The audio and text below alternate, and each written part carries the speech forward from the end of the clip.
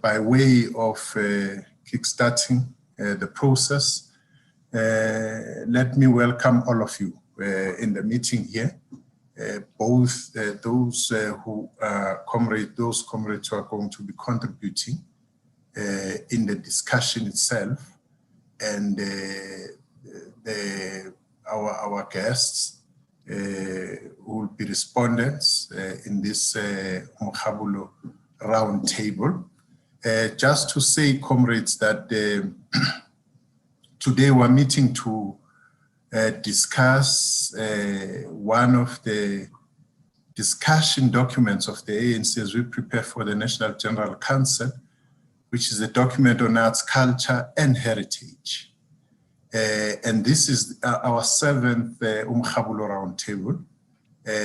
And we look at how do we strengthen what the document says, the strengthening of the link in the ANC policy and strategic repositioning in the post-apartheid era.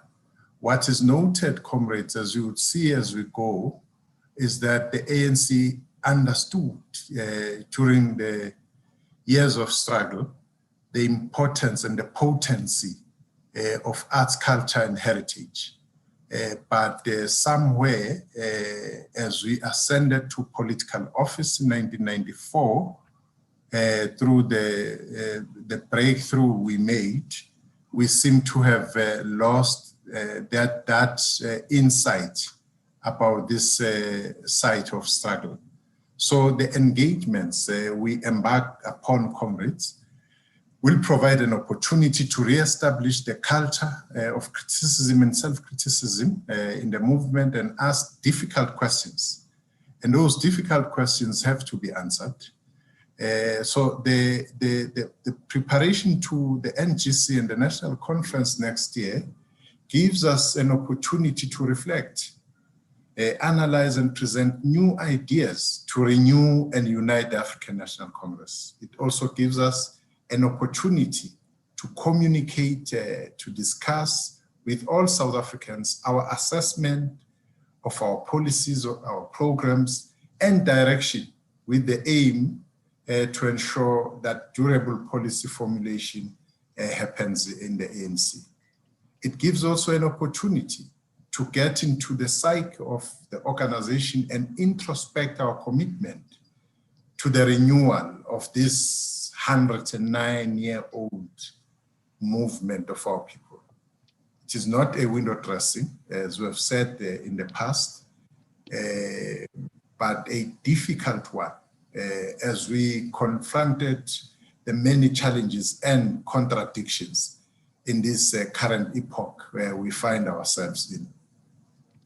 We'll have 3 panelists and 3 respondents who will each get 12 minutes to present, and won't waste much time, comrades, in a lot of talk, because we want to hear our panelists and our respondents.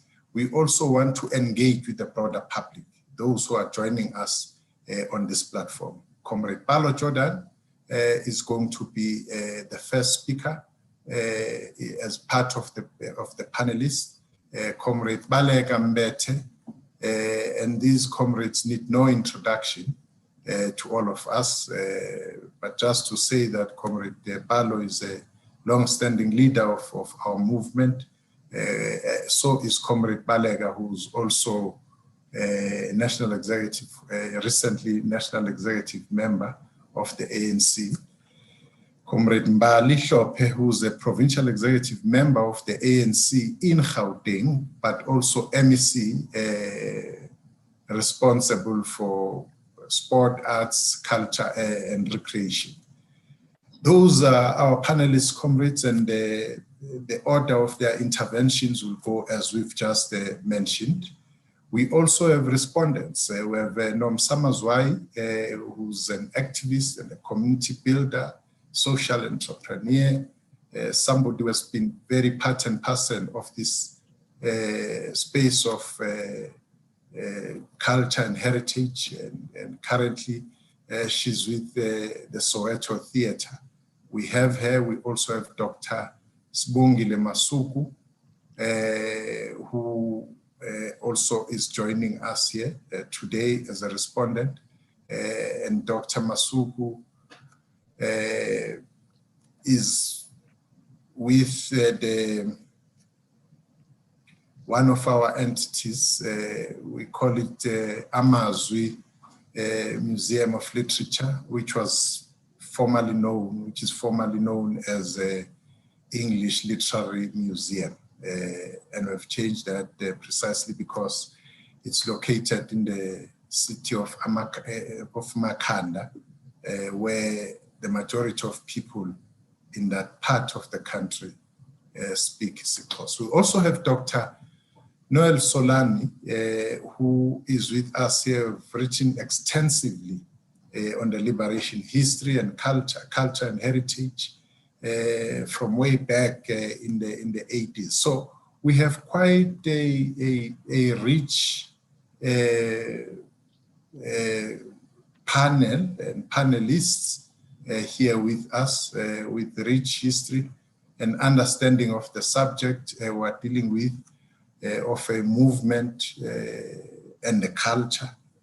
We also have people who are our respondents who also are well equipped to tackle this subject matter today in preparing the cadres of the movement for the National General Council and the National Conference of the ANC.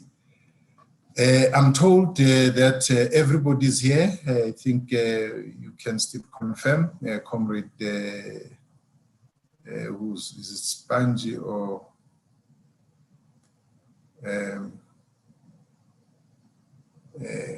all comrades are here. Can we confirm that? Yes, Comrade Nati. Yes, all comrades are here. Okay. Comrade Palo, good evening and welcome to this discussion. I am not going to be saying what is it that you'll be doing here. We've just outlined what we are here for today. And we will, without any waste of time, give the opportunity to you to take us through in these 12 minutes so that when it's 12 minutes exactly, we're able to move forward. So your 12 minutes would be at 16:50, will end at 16:50. Comrade Palo, over to you. No, thank you, Comrade. Can I be heard? Am I loud and clear? Yeah, thank you. We can hear you. No, thank you. It's very nice to see the portrait of Charlotte Matlega behind you on this our discussion, because we tend to forget that she was also an important cultural figure. Her first trip overseas, which ended with her studying in the United States, was as part of a group of singers who went first to Britain and then the United States. And I think they got stranded there, like many groups of South African musicians subsequently did. And that's when she took the opportunity to study. That said, I think the subject is extremely broad, and we perhaps need to narrow it down a little bit to start with, to talk about the arts. And I like to begin comments about the arts by referring to two tales that derive from two different traditions. The first is from the orator of the peoples of Southern Africa. And the second is from the literature, which I suppose was origin at one point of the ancient Greeks. The tale from Southern Africa is called Sikamba Ngenyanga. And it goes like this, that a beautiful maiden was born in this village, and her beauty was such that it was disarming. And when she came out of the house and people in the village saw her, her beauty was such that they just stopped doing what they were doing and gazed at her in amazement, which meant that the herd boys didn't take the cattle out to the pasture, the women didn't go out to hoe, the fathers didn't milk the cattle, other chores around the village were not done. So it was decided collectively by the village that she should not be abroad during the day. She should only come out at night, hence the name Sikamba Ngenyanga. The second tale is from Homer's epic, the Odyssey. And it's about Odysseus, one of the kings from Greece who had gone to besiege Troy. And on his journey home, he is warned that he is going to pass by a group of islands inhabited by extremely beautiful creatures with feminine form who sing these beautiful melodies. And these melodies are so beautiful that they distract sailors from their tasks of looking after the ship, of rowing, and so on. And as a result, any ship that passes by the island of the Sirens wrecks. Odysseus is a king. So he decides, no, I want to hear this beautiful song. But I also want my ship to be able to sail past the island of the Sirens. So what he does is that he stops up the ears of all his sailors and his men with wax so that they can't hear anything. And then he has himself tied to the mast of the ship so that he cannot do anything. So the men keep rowing, they row, and the ship passes by the isles of the Sirens. And they sing their song, and Odysseus hears the song, and he struggles against the ropes and says, but he can't do nothing because he's tied up. But the men too are not distracted from their task because their ears are stopped up, so they row past the island. And of course, they're saved. But Odysseus has heard the song of the Sirens. Once they're past, of course, he can be released and the ears can be unstopped. Now, what I think the significance of these two tales is that they tell us that in any society, there are certain basic things that have to happen so that life can go on. Food has to be produced, the herd boys have to take the cattle out, people have to hoe, cattle have to be milked, household chores have to happen. If you're a seaman, you have to row the boat, you must not be distracted. So there are these productive tasks that have to happen in order for society to live. And there are these other things which we also love, beauty, whether it is the form of song or in the form of physical beauty. But we can only enjoy them after we have taken care of this other business, after we have done the hoeing, after we have rowed the boat past the island of the Sirens. That's when we can take care of it. But in the second tale, there's also a social relationship. There is a king and a crew of rowers. The king is exempt from rowing, so he can enjoy the song of the Sirens at the expense of his crew who have to row. I think these are important dimensions always to bear in mind when you talk about culture. Now, we spoke of South Africa as a colonialism of a special type because the oppressor and the oppressed lived in the same territory. And there was there also a social relationship. So we have to bear that in mind also when we talk about culture. In the case of South Africa, there were always two cultures in contention. One based on the notion that our society was made up of people who came from different continents and had different cultural backgrounds and had different skin colors into the bargain, different hair texture. And this was a source of conflict. The alternative was that, yes, there was this diversity, but this diversity is a source of wealth and richness. And this diversity is something we can build on.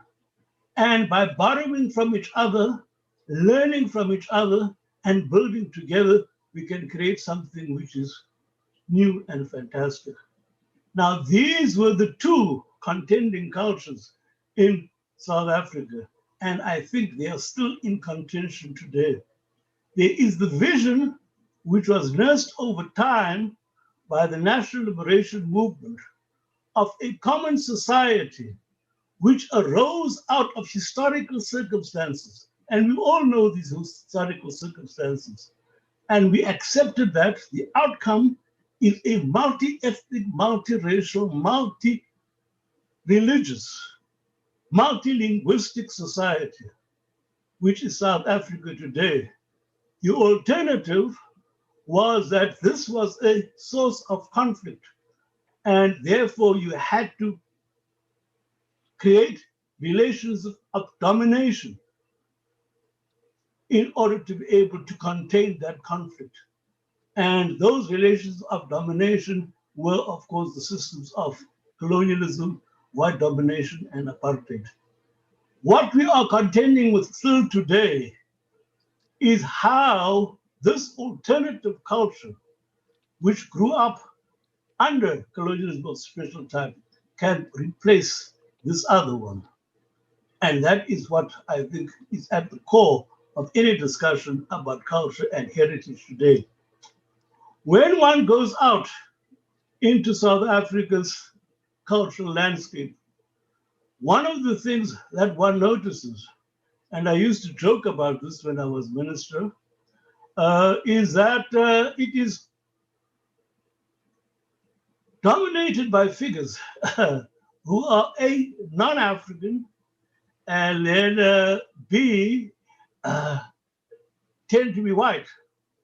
So that if one came into this country completely uninformed about its past, or the past of this planet perhaps, you would think that the original inhabitants of this country were the whites, and it is the Africans who are the visitors.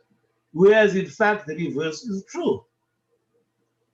That is an outcome of that relationship which I mentioned at the beginning, Odysseus and his sailors, relations of domination. And those who dominate, those who were able to hear the siren song, use that to their advantage so that they will continue to be the ones who hear the siren song at the expense of the others who have to do the rowing. Now, what we have to contend with in many respects in South Africa is taking this alternative culture, which must not be looked at as something which is either weak or something which is struggling. In fact, because it had to grow up in the course of struggle, it is a very strong, gnarled, and at the same time, very beautiful culture, and one which is all embracing. I think my time has expired, Comrade Chair, so I'll hand over now to the other respondents. Yes, Comrade Paulo, you can round up for 2 minutes. Do I have another 2 minutes? Yes. Did you say I have another 2 minutes? Yes. Yes. Oh, I see. If I have another 2 minutes, enough. I want to add just one more thing. Yeah. What we have to say, of course, with respect to this alternative culture, is that while it is striving for domination in South Africa, it will only be able to attain that position to the extent that there is redistribution of the power first of all, wielded by the figures who I have named as Odysseus in our case. And we have to recognize also that because of the numerical weight of the African population, this culture naturally is going to be dominated by African expression. At the same time, too, we have to recognize that up until now, those who have dominated both South Africa's cultural scene and its intellectual scene come from amongst those who were dominant under apartheid. What's happened? Here.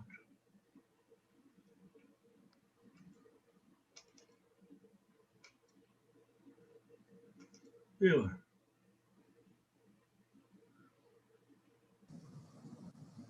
We can hear you, Comrade Paulo.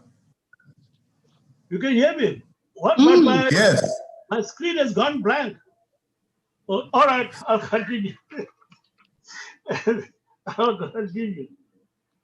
That we have to ask ourselves whether, you see, the racialized character of our cultural institutions up until now is merely a function, or whether it is itself a mechanism for domination.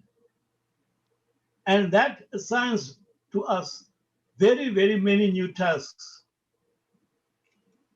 I think I'll stop there.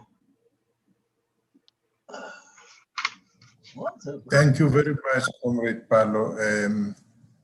I hope we are going to come to the very profound points we have made, especially as it relates to you foregrounding your input on the colonialism of a special type, and also perhaps to come back and expatiate on the alternate culture which grew in the cause of struggle and what it means in this conflictual situation, which you assert that is still the case, it continues, but it's a matter of choice whether we see that as a source of conflict or moving forward as a reason, good reason for unity in diversity. Thank you very much, Comrade Paulo.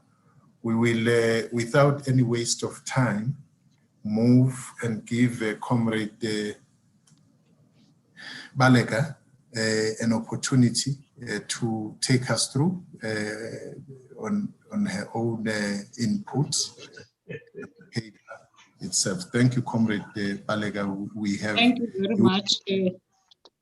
Thank you, Comrade Nati, Chairperson of this very important Umrabulo session.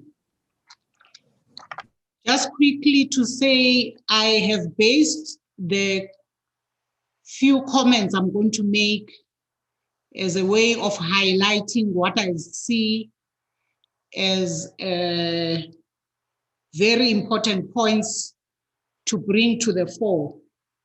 First of all, of course, we have the Arts, Culture and Heritage paper that was published as part of the series of Umrabulo, talking about the strengthening of the link in ANC policy and strategic repositioning in the post-apartheid era. On the basis of what Comrade Paulo has presented to us, I must also indicate how, in formulating this paper, the subcommittee that I chair was of the view that leading up to the liberation of our country, the ANC led very admirably a campaign and activism of arts, culture, and heritage. And that there were many, many activities that showed that the ANC understood the importance of arts, culture, and heritage. But having said that, I'm not intending to present this paper because I think people have interacted with it, they've seen it as it was published. What I also did in preparing my contribution for today was to interact with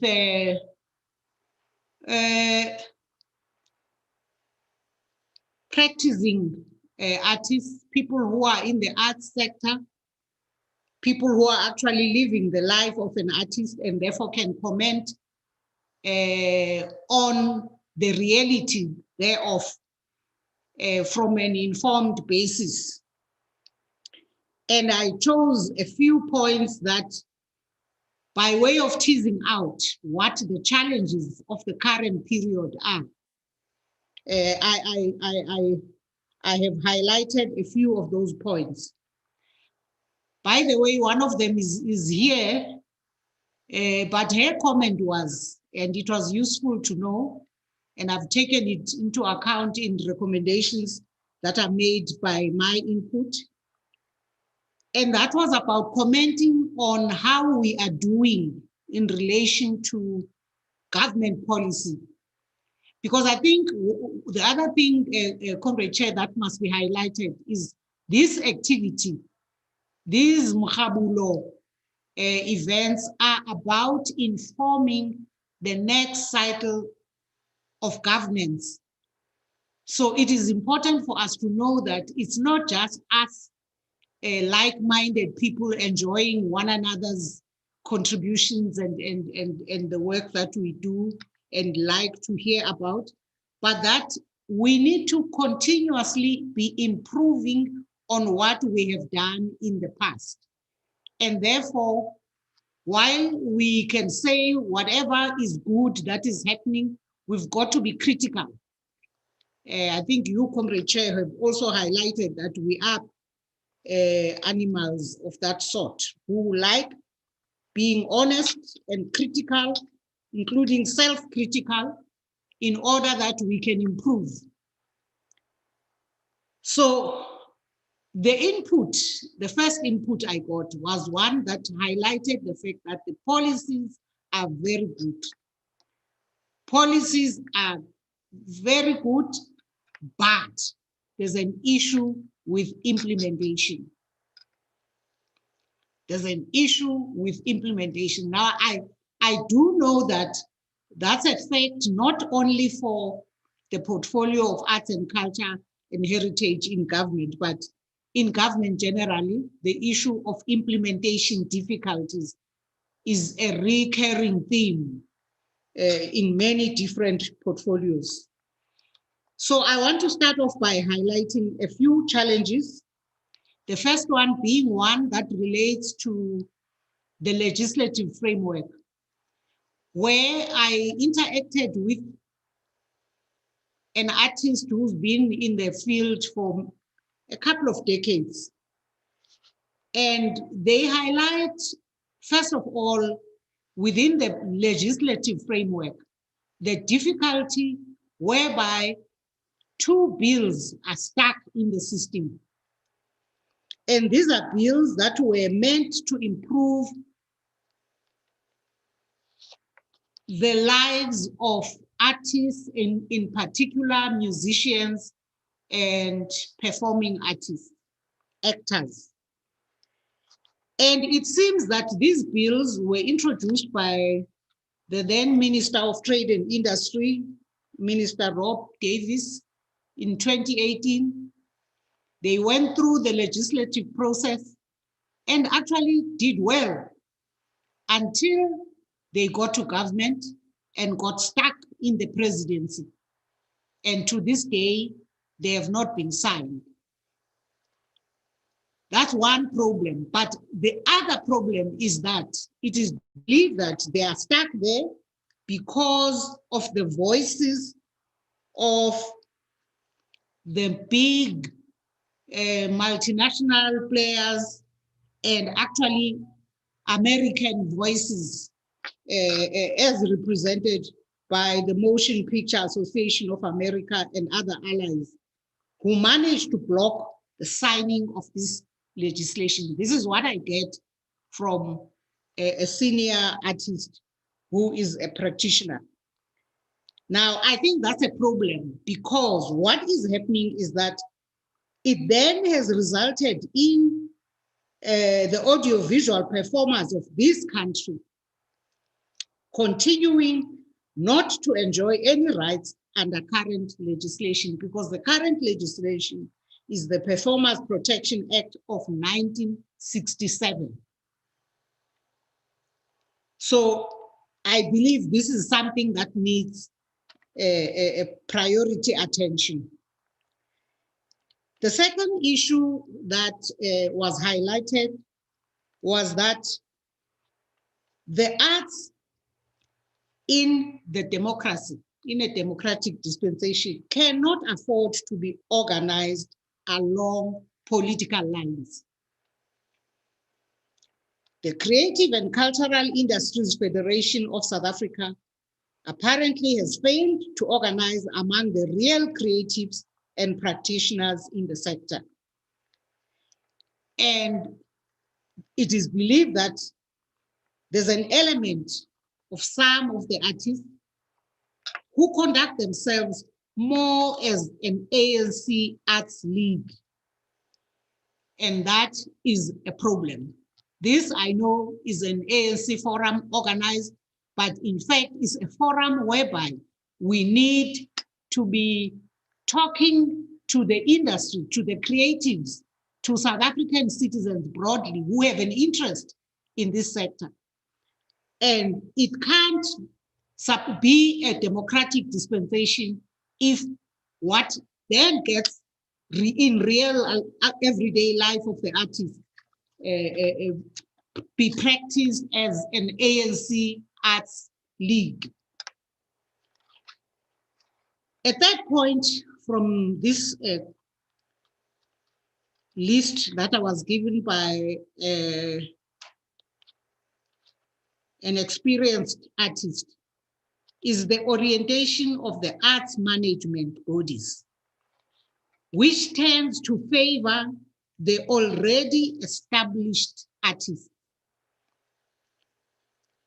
which makes it closed, in fact, close to impossible for new entrants to get a foot into the door. This happens across the arts sector: music, film, visual arts, dance, or theater. So these are contributions from an experienced practitioner who has been in the field for some decades. From young artists, I also got inputs, and they refer to a lot of what they call silent histories and cultures that have not been documented, and hence rob young people of the space and time to reflect on times past, to give them the opportunity to fill the gaps.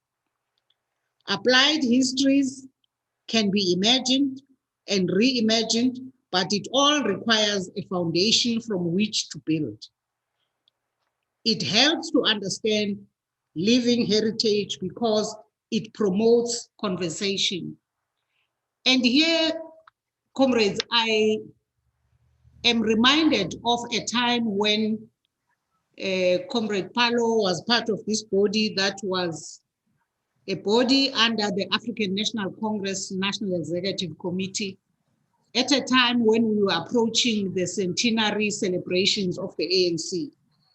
And we visited more than 50 communities around the country that were the regions of the ANC. And how much you discover the amount of history, information, insights there in the communities, not in Johannesburg, where you've got your national bodies or places that are referred to as national agencies and so on. but in 2 minutes to round the up, Comrade communities around and all over the country, I think is where we should focus our attempts, our resources, and our energies. A second point is that it is imperative for us to know, as South Africa, our local heritage content, and to encourage community participation, that our heritage sites are preserved, conserved, marketed, and products can be developed for arts, culture, and heritage. It is about time that we make room for the marginalized societies and the disabled.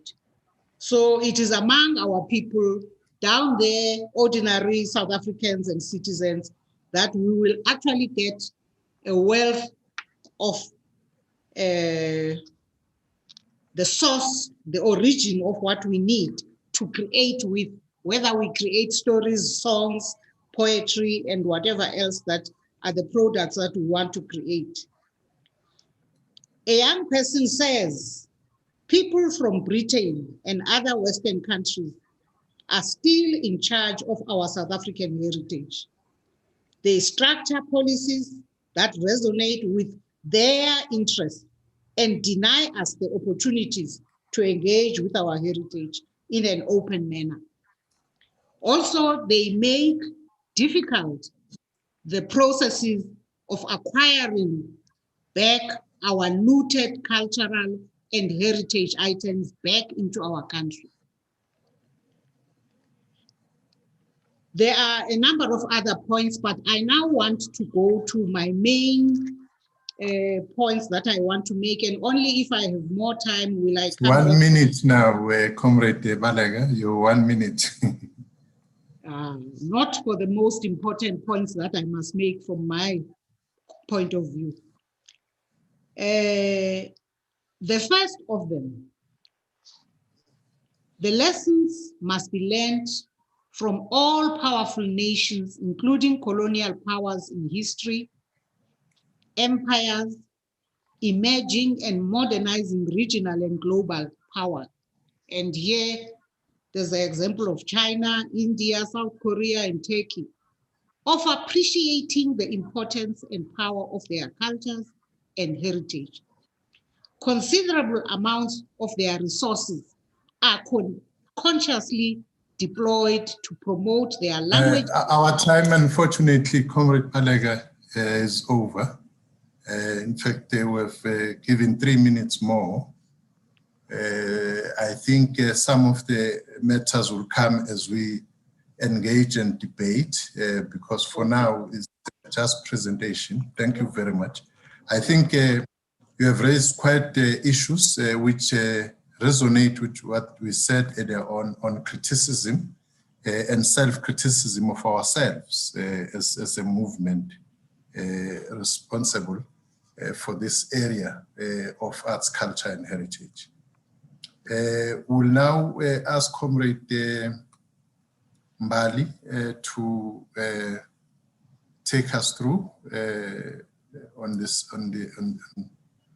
matter, on her intervention. 18 minutes would move then to our guests. Comrade Mbali. Ngiyabonga, Minister. And let me also just greet Umrabulo and Mam Betty and the fellow respondents. If you'll just allow me to, if I could just switch off my camera so that I can be able to read my notes, because I'm utilizing the same device for both. Chair, thank you for this opportunity. And maybe let me begin by indicating that the Freedom Charter proclaims that the doors of learning, culture shall be opened, and government shall discover, develop, and encourage national talent for the enhancement of our cultural life. While our preamble of the National Heritage Resources Act instructs that our heritage is unique and precious, and it cannot be renewed, it helps us to define our cultural identity and therefore lies at the heart of spiritual well-being and has the power to build our nation. I'll address the topics at hand by broadly looking at the status of arts, culture, and heritage in light of the present day limitations befalling the sector, and also address the interventions which have been made by the organization and its government, and ultimately look at two proposals of what needs to be done. Chair, arts and culture has correctly located within the text of the Freedom Charter because of the potency and the value which they play in building national cohesion and raising our mass national consciousness and economic empowerment.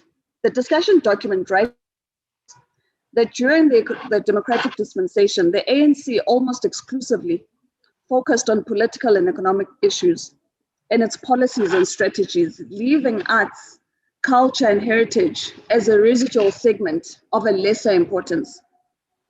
It correctly equally argues that this robbed the ruling party of one of its most potent weapons in challenging the dominant ideology, mobilizing our masses, and defining an alternative society in the program of nation building. The discussion document further notes, it is telling that the ANC has had no dedicated arts, culture, and heritage policy commission in its conference since '91. Consequently, much of arts, culture, and heritage policies were developed and implemented by public servants or technocrats with little input from the ANC's policy positions. These observations reinforce the current position of the continued relegation of arts and culture and heritage component of our struggle. This is despite the overwhelming evidence of the significant role played by the sector in the struggle against the previous order and the transformational role of these. To this end, no significant work has been done to reclaim the ANC's archival property. Instead, it is scattered throughout the globe and privately owned. Our history and heritage suffer great distortions, and cultural imagination and revolution is sidetracked. This is albeit the ANC having previously understood the potency of culture as a mobilizing tool for masses through the deployment of poetry, music, dance, written works, theater, and so forth, critical aspects for mass conscientization. I dare say that it is not true that our cultural identity has not been defined. What is true is that we have subdued our cultural identity to the dominant political and economic forces of the globe. In our case, we have mutated ourselves into a whiteness, to the effect that we shiver at any opportunity of cementing our being. This is seen in the recent case that happened here in Gauteng at the Boulders Mall, where Mahlangu, a man who was dressed in his traditional attire, was insulted by a fellow Black man who felt his traditional attire was not appropriate and deems it, because he deems Western suits to be appropriate, therefore saying that that which is African is not part of us and should not be recognized. However, that is Western should be. Ubapalo correctly indicates and eloquently puts it that in his address, when looking at our society, one would say that the minority is the majority and the majority a minority because of the dominance that the minority has on our cultural space, but also its makeup. The legitimate calls for decolonization in all its manifestations have not only been met with conservative resistance, but are also subject to partisan sectoral scrutiny and disintegration. Whereas we have all enjoyed by the Constitution of the Republic to embrace unity and diversity, such unity should not come at the expense of the people's cause and the restoration of our values, including Botho or Ubuntu. The ideological dominance of Western and reformist forces in the cultural space should be confronted, especially because the youth is portraying an appetite for the dismantling of the status quo. As such, if we fail to address these concerns, the youth as a dominant population group, well, at least in its quantitative point of view, in our country, will not only get agitated, but will also grow hostile towards our movement. Youth in education have shown, either through demonstrations or popular revolts within higher education and elsewhere, that theirs is a genuine cause we have not sufficiently attended to. old and experienced individuals have also addressed their concerns in the sector. And these have been through proposals of curriculum content reform, the bringing about of indigenous languages, and so forth. Minister, where we look at, whilst we're being critical of where we are, and we are to look at now the interventions that the organization has made through time, because it's not that nothing has been done. The 50th annual conference noted that arts, culture, and heritage has the potential to make a significant contribution to economic development and job creation, thereby resolving to support and encourage government's efforts to correct the distortions and imbalances of the heritage landscape. That conference further resolved on the development of a viable and sustainable cultural industries, especially for the poor and rural. The 51st conference was further emphatic on the development of indigenous languages, indigenous sports, indigenous knowledge systems, the promotion of our national symbols, the preservation of heritage sites, and the overall appreciation of arts, culture, and heritage as critical mechanisms for integration. While the 53rd conference took the discussion and focused mainly on the economic aspects of arts and culture, and as such resolved that there ought to be a tourism levy to benefit our heritage, that there must be a ticketing levy for sport and alcohol advertisement to fund culture and heritage at local government, and should increase budgets for sports, culture, and heritage. Of critical importance was the resolution of the drafting of the ANC's policy on culture and heritage and the establishment of sports and a cultural desk at HQ. The NASDAQ 54th conference reaffirmed the previous positions, but further lamented that ANC policy must have in place the capacity to monitor and evaluate the implementation needed and to strengthen on these various weaknesses. Notable resolutions included the strengthening of our arts and culture units at local government levels, local art councils, community centers, and so forth, while the white paper and the legislation have been enacted to give effect to some of these resolutions. However, what remains crystal clear is that arts and culture heritage remain the least of the ANC's considerations in policy formulation and implementation. This attitude has crossed over even to budgeting. As you will note, that the department at national level is just about 4 billion rands, while in our own province is roughly just over 1 billion. Despite the enormous work that these departments ought to do in taking care of these various sectors, and importantly, carrying out this important work of national consciousness raising. What we're proposing as a way forward, Chair, is the discussion document makes various proposals and interventions necessary, and including the establishment of a dedicated policy commission with a particular focus on arts, culture, and heritage. New funding models are also proposed. The creation of a Liberation Memory Bank through the establishment of the Liberation Heritage Resource Center is also suggested, and notably the promotion of Ubuntu as a philosophical worldview and a way of life. We want to impress on the urgent and visible need for the arts and culture to not only be viewed as a department that only ought to exist within the social cluster only, but to appreciate that through arts and culture, we can be able to focus through the business of sports and arts as critical components of not just national consciousness raising, but importantly, as avenues for us to be able to create many jobs and economic development for much of South Africans. Through the creation of the national liberation routes and the display of our arts and culture, the sector is likely to make a meaningful contribution towards the GDP. And this is seen within our own Vilakazi heritage route here in Gauteng, which remains one of the most popular that we have. And it is through this heritage route that we're able to enrich and entrench township economic development too.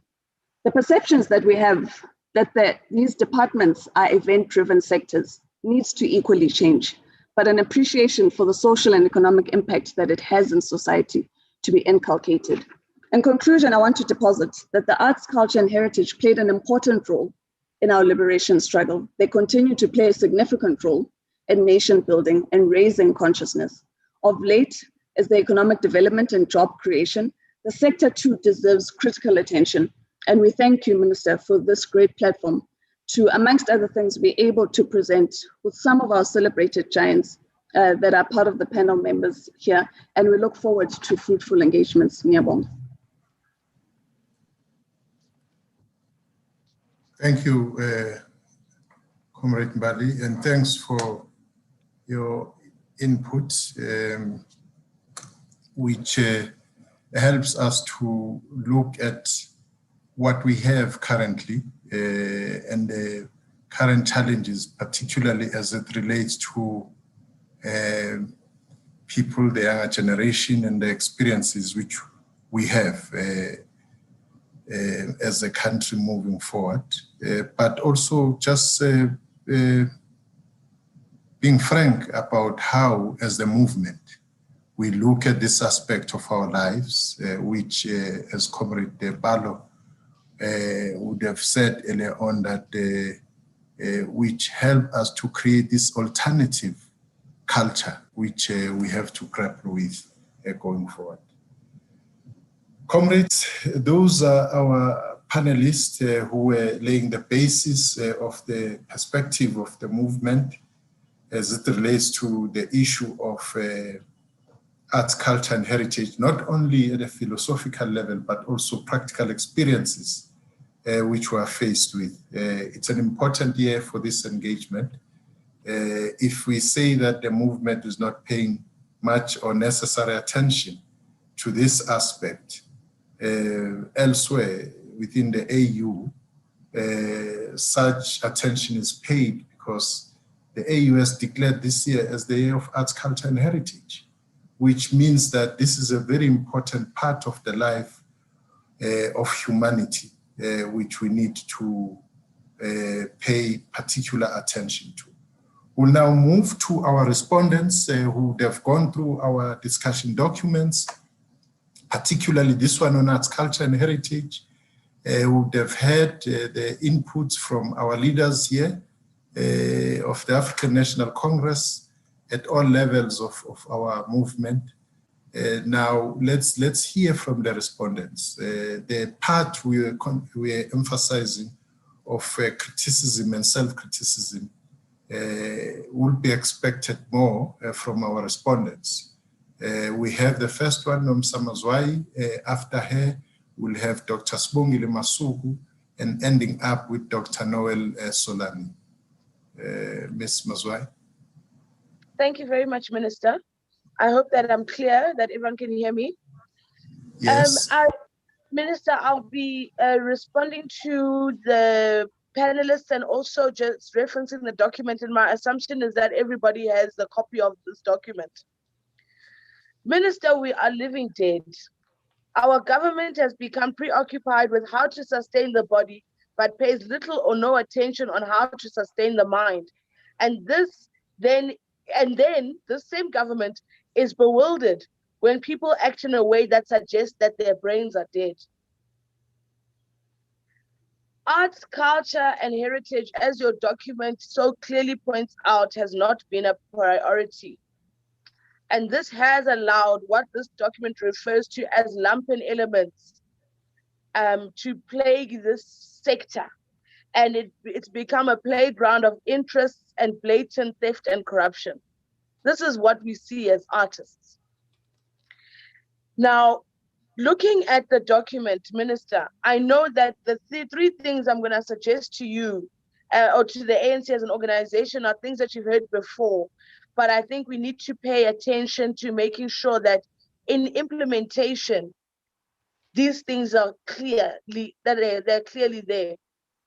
Transparency, public funds of the government, we must know how they are utilized, by whom they are utilized. That cannot be an issue that we're still arguing that we can or cannot communicate. And I'm referencing this issue with the National Arts Council where it's public monies that are being spent, but we still are not being told who for what.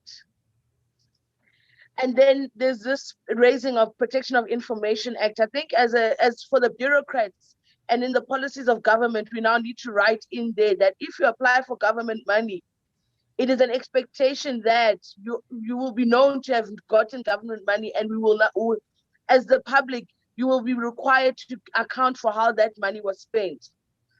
Accountability. I'm talking about arts institutions and the funds of arts institutions. Arts institutions need to be accountable for their budgets and report what they've achieved. In addition, funded artists must account for what funding was utilized for. Minister, we need monitoring and evaluation mechanisms that measure impact and allow for peer participation and peer review. The third item that I want to raise here is performance management. Minister, people need to, and the ANC in general, can people go to work to work? We have a government where people don't go to work to work. They go to work to sit in offices, they go to work to drive fancy cars, but they don't go to work to work. What we need are government officials where performance is managed. And we need our officials that understand their outcomes. They need to understand what is it that we want to see. So when you're talking policy, our bureaucrats must have an understanding of what is the outcome of this thing. Because another challenge we have when officials are not going to work, the other challenge is we have officials that are afraid to make mistakes. We should be able to create a space. When we say we're developing, let's all understand that developing means exactly that. Developing. It means we're not going to get it right, but we're going to be trying to get it right. I'll give you an example. And this speaks to my colleague there that was speaking, Mbali Shope, thank you very much. Very insightful, your contribution. My sister, she said we've been mutated ourselves into whiteness, and she spoke about ideological dominance. I'll tell you my own experience at the Soweto Theatre. When I joined the Soweto Theatre, we had something there when I joined called Shakespeare Schools Festival. Now, lucky for me and for the children of Soweto, and hopefully for the country, I never liked Shakespeare. I never understood why Shakespeare was more important than Silodeke, more important than Zeiksimda, more important than Wale Sodote, more important. I always had these challenges in my mind. I always had the conflict in high school. And when I got into my job, I asked myself, well, what is the purpose of this Shakespeare Schools Festival? And I said, the purpose of this festival is for learners to access the curriculum. And so I spoke with my colleague and we said, let's call it the Set Work School Festival. And let's stage set works. And that is one of the most successful things at Soweto Theatre in terms of attracting audiences. Because then we became in tune into understanding what are the set works that are being studied in schools in Soweto. But I remember when I first said we're getting rid of the Shakespeare Festival, it was almost like I'm creating some kind of a revolt. But it had nothing to do with that. It had everything to do with, this is what I think this is the purpose of this thing. And the purpose of this thing is so that young people in schools can access education. And lucky for me, I was enabled to make those decisions. In other government departments or in other areas, people are not given the ability to think creatively and to make mistakes. We can allow people to make mistakes, but we can also manage people who go to work for not working. These are two different things. So for me, Minister, those things need to be separated.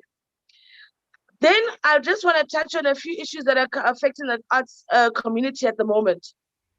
The Copyright Amendment Bill, Minister, has been sitting there for too long.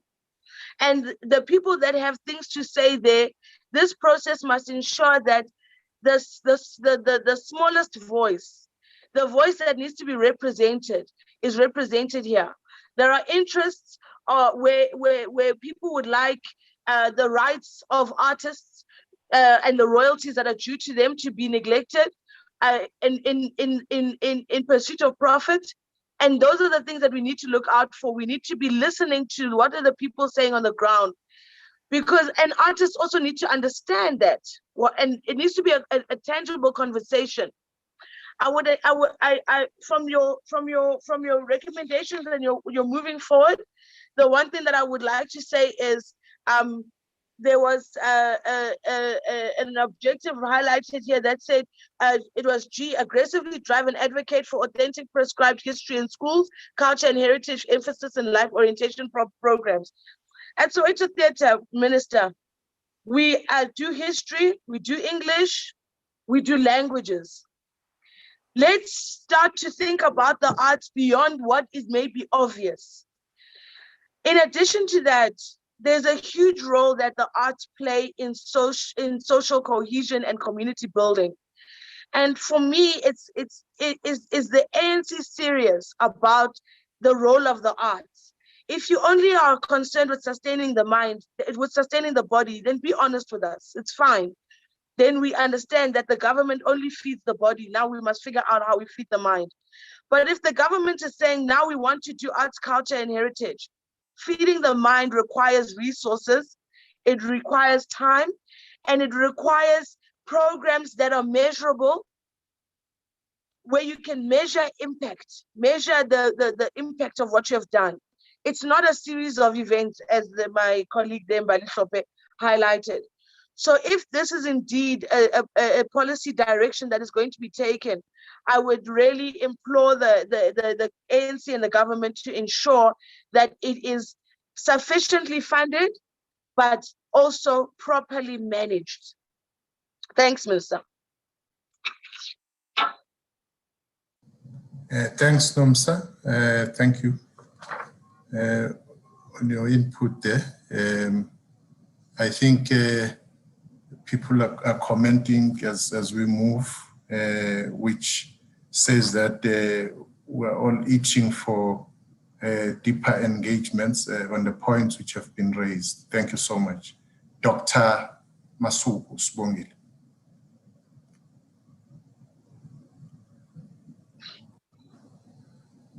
I'd like to share my screen. First of all, thank you very much, Nyambosa, and thank everybody that is here. I'm Sibongile Masu. I'm a lecturer at Salt Lake University. I'm also the chairperson of Amazwi Museum, and I'm also a member of the Nelson Mandela Museum. First of all, I just want to say that in my response, I straddle three areas. I straddle education, natural heritage, and cultural heritage. So my response will be informed by these three areas that I'll be speaking for. I first want to say, to challenge the issue of critique and say that South Africans have become masters of criticism, but we have not transgressed the boundaries from criticism to be critically constructive. So I want to respond in a manner that is critically constructive, and also to just indicate that one of our most important legislations, the National Heritage Resources Act, actually does not only refer to national government as the implementer of the legislation. So I want us to sit back and then realize that as we look and respond, that all of us, in terms of that legislation, national government, provincial government, local government, and the person in the street is actually responsible for implementation of this act. And then I'll talk about language. That when we talk about heritage, we're talking about a very emotive discipline, and that sometimes I might become emotive because that's the nature of the discipline that we're looking at. I want to commend the author of this chapter on the culture, on arts, culture, and heritage, that they've actually quite captured the essence of what has happened and continues to happen in the sector. However, the document has been overtaken by time. If we look at the issue of COVID, and if we look at some of the issues that are happening in the country right now. One is tempted to say, Bizani Fire Brigade, kuyasha, because we are seeing flames left and right that are happening in this particular sector. I am going to try and unsilence some silences that are in the document, because I've also been asked to comment on the document. There are issues that have not been addressed since 1994. One of them, very critical one, which is a sore thumb, is Shagger's grave. He is an international icon.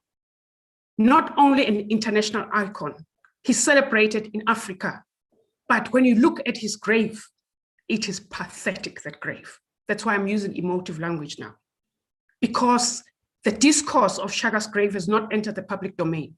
If you go to Zimbabwe and look at Rhodes' grave, it's very well preserved. And I think we need to have a debate about a new site and the reburial of Shagger, and that site to be declared as a national heritage site. That's one area. The other issue is the issue of Flag Plus. Flag Plus is still in the hands of a white man who's earning money for black pay. It's about time that we actually work hard at making sure that this farm and all that it stands for is in the mandate of government. Emakosini, the grave of Yanandi and the grave of a number of the Zulu kings have not been accorded the attention that it needs to be accorded. So I would plead with not only the minister, the provinces, the local municipality, and the men in the street to take this upon them, that we take this discourse forward. The issue, second issue, is public sculptures. The minister conducted a study in terms of dealing with the public sculptures.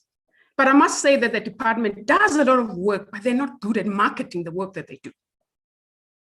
So, and also the needs to begin, which Comrade Baleka has talked about, the issue of not looking at arts and culture as an ANC matter.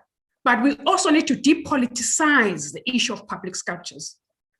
Who has ever heard of people talking about Josiah Tugwane? Joyous Tugwane was the first one to get a gold or in the Olympics, but is not celebrated. Credo Mutwa, we talk about him, but I know that the department has gone to his house and also done a lot of work there. But we need a sculpture of Credo Mutwa so that it is in the public domain, because these sculptures also offer an opportunity to learn. David Kruiper worked very hard with Thabo Mbeki to make sure that the San people have their land issues addressed. Fat Piet, one of the most amazing trekkers in the environmental space, who could read environmental tests, needs to be celebrated. We need sculptures of Sobuwe, we need sculptures of Bigo, we need sculptures of Jonathan Clegg, we need sculptures of Sipho Mchunu, etc. So that space does not need to be only populated by matters of politics, but must also be populated by matters of arts and culture. We know we have Brenda Fass's sculpture.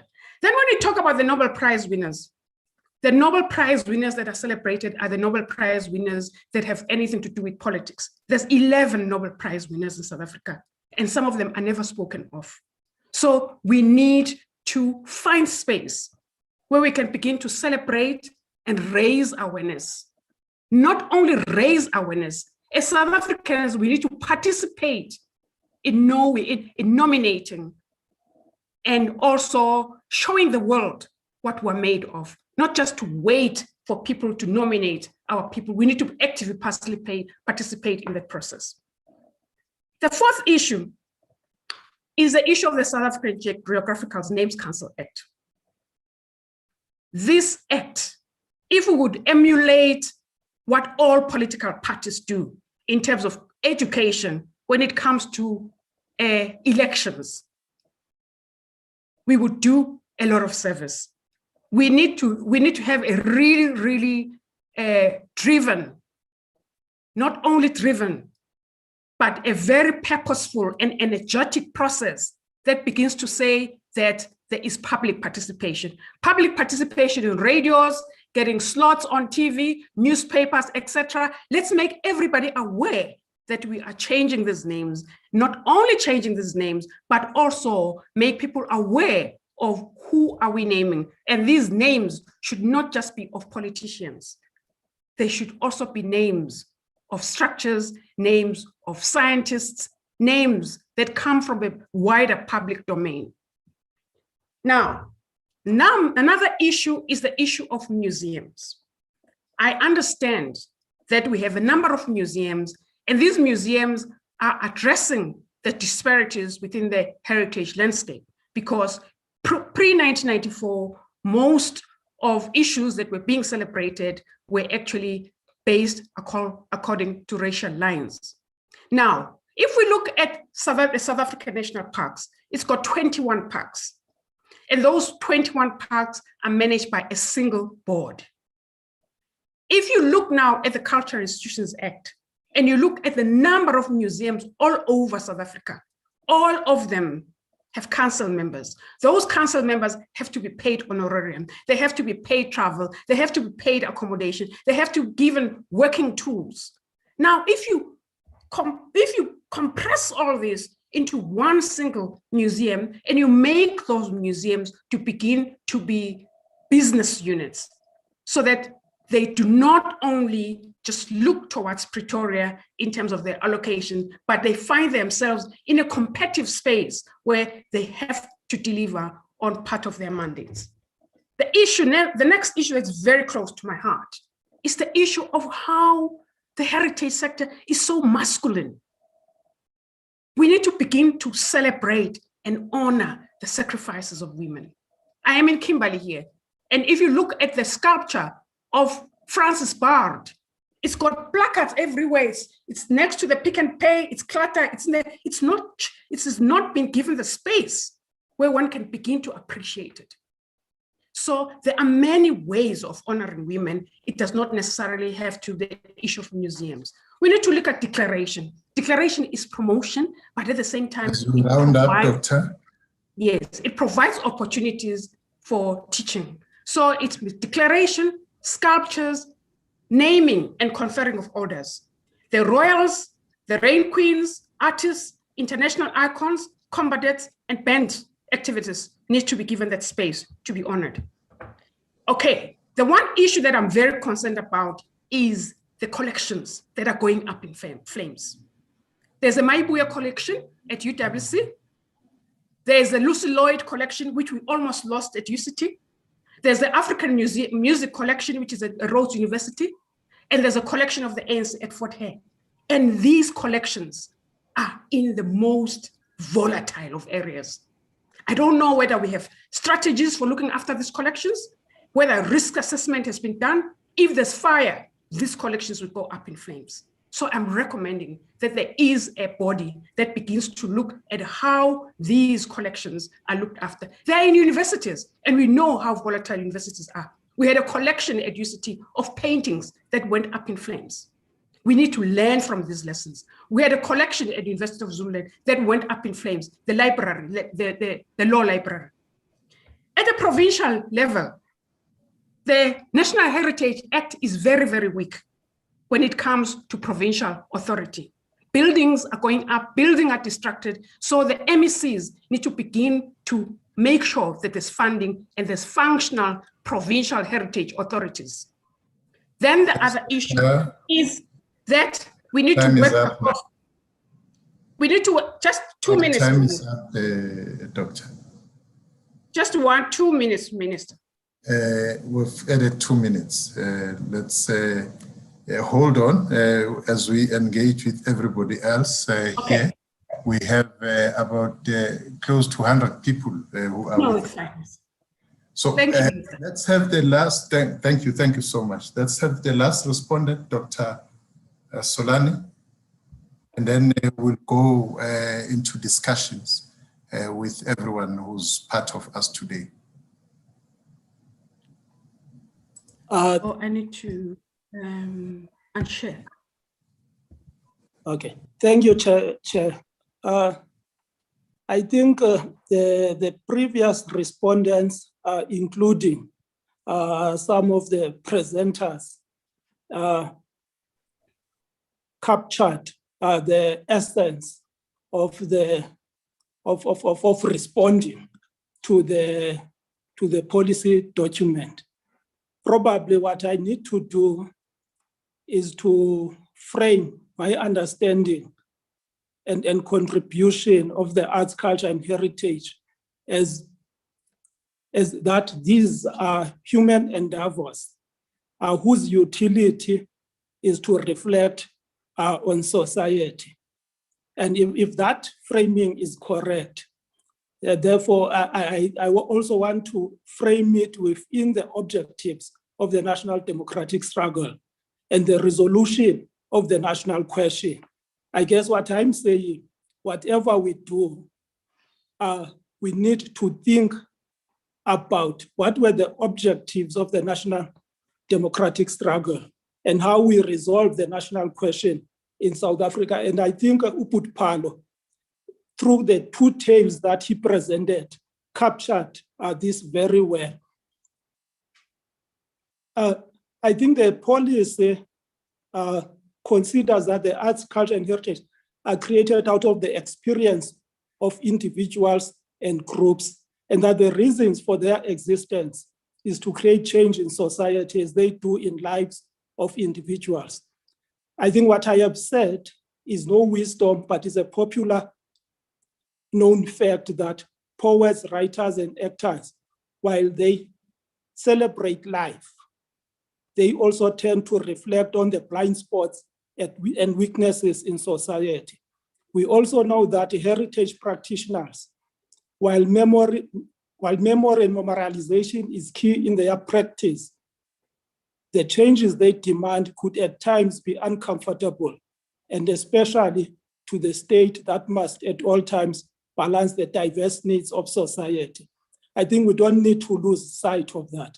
The policy document that we are discussing today has extensively analyzed the historical trajectory of the arts, culture, and heritage within the ANC. I think Comrade Mbali touched on that extensively.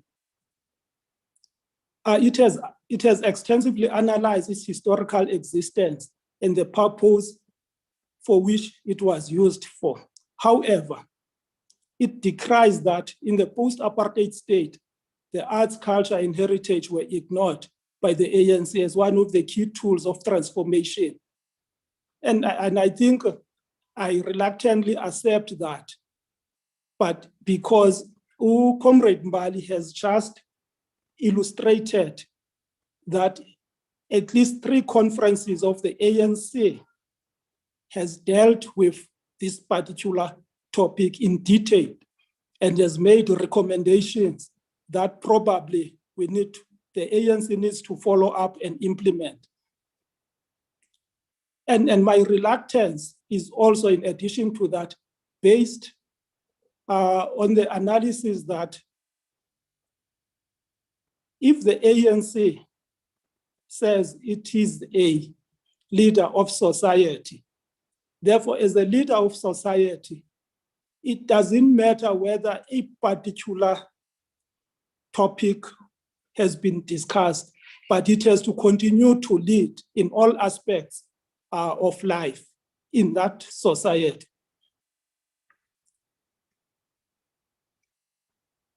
I'm stating this even as however, this argument, Chair, about the leader of society is also means that the ANC have to lead not only nationally, but it also has to lead locally. I am stating that even as I know that art centers in many places where they were built failed, we know that the government led by the ANC has built several art centers. However, those art centers, most of them are not working. And we need to reimagine these art centers and their function in society. And I think one of the things that they fail is the manner in which they are bureaucratized. Now, it is this failure and disconnect that the ANC has to address, I think, through this policy I propose. There are some, I think we also, as Spongile said, we need to acknowledge some of the pockets of excellencies that the state has implemented. As a matter of fact, the ANC has been able to build a number of centers that promote the arts, culture, and heritage of the country and the liberation movement. Prominent among them, I think, is the Freedom Park. And I see the document also says there must be certain things that are done, which some of us had thought that the Freedom Park is the institution that was supposed to do. However, the successes of a number of these centers seem to have rested with the quality and the interest of individuals who, through their dedication, managed to lead them. The ANC need to transition and focus on a systematic development approach. Chair, having said this, I think looking at that particular background, the policy document borrows from Lenin what is to be done. And in what is to be done, which Comrade Mbali, I think, elaborated on, it proposes 13 interventions, and it proposes 4 flagship programs, and it says that 3 of these, I think, are in the process of being implemented by the state. However, while the document has extensively focused on the apartheid period and the successes of the ANC in the frontier of arts, culture, and heritage, it does not really seek to understand why the ANC in that period succeeded and why in post-apartheid South Africa it seems to be failing in this sphere, except citing the fear of arts, culture, and heritage having a potential to be reactionary, perhaps confusing it with tradition, which has that potential, I submit. This fear may most probably be influenced subconsciously by the ANC historical use of arts, culture, and heritage to drive consciousness against the oppressive state. We know that during the apartheid era, culture and arts has been used as the weapon of liberation, the weapon of struggle. And however, I also propose that the interventions suggested here do not learn from the history of how the ANC, and for that matter, the mass democratic movement in the 1980s had strong arts, culture, and heritage presence in communities. In the same vein, I need to point out that the policy paper is also strikingly silent on international relations and the role of the arts in the international sphere. I don't think that the struggle would have moved fast if Oliver Tambo had not allowed Amandla and other cultural groups of the ANC to move into the international space, sing, act, and do all forms of cultural expressions. And the point I'm making is that we are not truly learning from those experiences and implement them in South Africa today. I would say argue that such strong presence was because of community-based organizations situated in many communities and localities. That is to say, youth structures, civic organizations, cultural groups, and trade unions, to mention a few. And it would seem to me that we have left, or the ANC has left, that space. This influence also permeated to the church and other progressive formations. The ANC was truly a leader of society and could harness society's energy towards a particular direction. If we today cry that there is xenophobia, I think probably it's our limitations of thinking and implementing programs on arts, culture, and heritage that causes those xenophobic tendencies.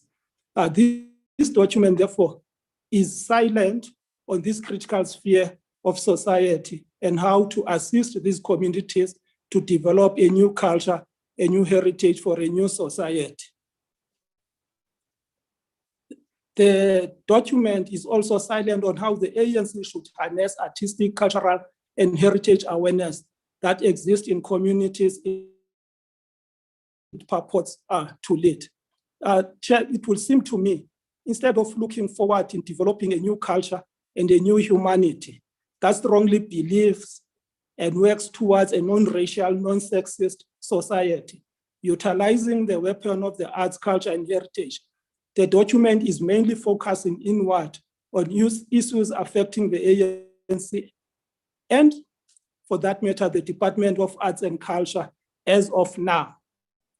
The vision is not long-term to say, where do we want to take the arts, culture, and heritage, and for what purpose? What is the objective of doing so? For example, how does the ANC as a liberation movement liberate others from their own stereotypes and reluctance to embrace non-racialism and non-sexism, as an example? The majority of the people at the grassroots level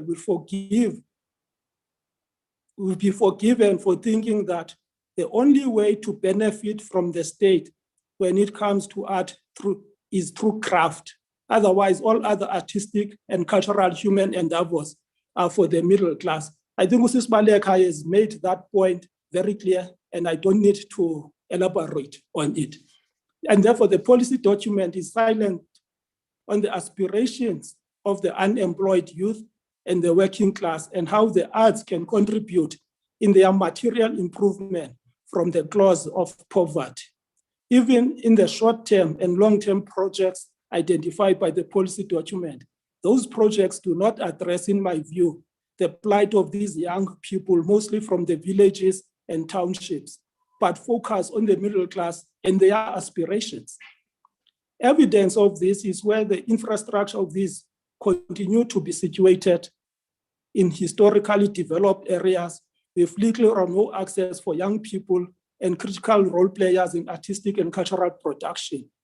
Even when these institutions desire to open their doors to these groupings, other factors such as transport mitigate against them. So those are the things I think the policy documents needs to look closely and how to address what mostly affects young people, the unemployed, and people from deprived communities, mostly rural areas and the townships. At times, the ANC seems to focus on infrastructure development, mainly for tourist consumption. The downside of this approach is that it neglects the central pillar of arts, culture, and heritage in social cohesion. By this, I mean, we practically need to move beyond As our— you round up, Doctor. I will do so. Of imagination. As I round up, I think there are one or two projects I would think needs to also be taken into account in a very serious way. One of them is on ITC and the digitization of papers. If we look at what happened at UCT, and I crave to think that the Jack Simons papers or collection might also have burned in that fire, which then deprive us of what one of the speakers spoke about. I think it was Mbali or Sis Baleka spoke about in terms of the young people not knowing about their past and therefore can't use that particular past. And lastly, the policy paper is a good paper, but recommend that it be improved by looking at the base or the root of human existence, which is community. And I think, Chair, you will have seen or heard that at the base of everything that I've said, I think that what is lacking in the paper overall, it is not rooted in the understanding and in the promotion of our communities. Thanks, Chair. Thank you very much, Dr. Solani. When we plan to have a 2-hour engagement, we think it's a lot of time and realize that it's actually not. It would be important to get the views of our participants here on the platform. Already I have Lebohang, I have Shagger and Kwezi in that order. Oh, thank you very much, Chair. Thank you, Minister. And thank you to all the speakers today. I did pose my question in the chat as well. And I think I am directing it to Ntate Pallo Jordan because it speaks to what the last speaker spoke about, the importance of community and culture in community. And there was such a program when Ntate Jordan was the minister back in the day, whenever. And I wanted to ask from him what his vision was and what kind of went wrong. And in particular, I'm looking at community institutions such as Funda Center, for example, because the whole point of getting the community involved in their culture, in both expressing it, in designing it, in participating in it, is quite important. And we've seen that generally the community arts center space is kind of not as strengthened as it can be. So it could be tuned that by Lord Jordan, but any of the speakers who'd like to take that on, I would welcome a response. Thank you. Okay. Thank you very much, Lebu. We have Shagger. Thank you, Minister, and thank you for the comrades participating there. I'm particularly pleased to see Comrade Pallo and Comrade Baleka there on the panel. I've got just two questions, not questions, comments that I hope will help us take us forward. And one of them is that, you know, in order for us to be impactful in the art and culture heritage space, I think we must go back to the intentions of the policy. For example, the department should not act as a funding agency. There are funding agencies that have been established in terms of the legislation with clear funding guidelines that cater for emerging and established practitioners. This will address some of the concerns that were raised earlier by Comrade Baleka. And because we keep saying the implementation is not right, whereas the intentions are there clearly in the paper, but we are not paying attention to those. And number two, Comrade Pallo is correct to remind us that the art and cultural landscape is still dominated by those who tend to be white. The question that we should be asking and taking forward to the NGC and to the conference is, how do we position African expressions at the center of everything that we do in the space without necessarily collapsing other art forms that have become part of South Africa's cultural identity? So we have to find a way of making these things work because they can. So those are my two quick statements that I think will help us move forward. Thank you. Thanks, Shadrach. It will be Kwezi, followed by Tsako. Thank you, Commissar.